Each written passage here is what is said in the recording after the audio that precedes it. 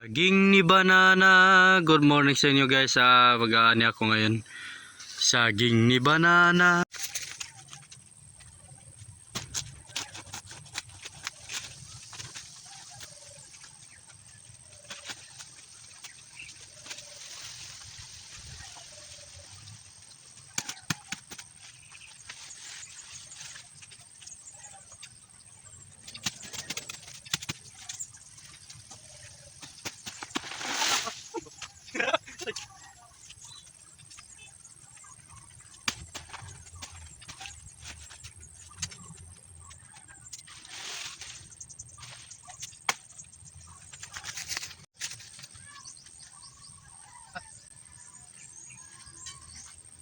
Kaya lang konti pa lang yung bawas ng mga ibon.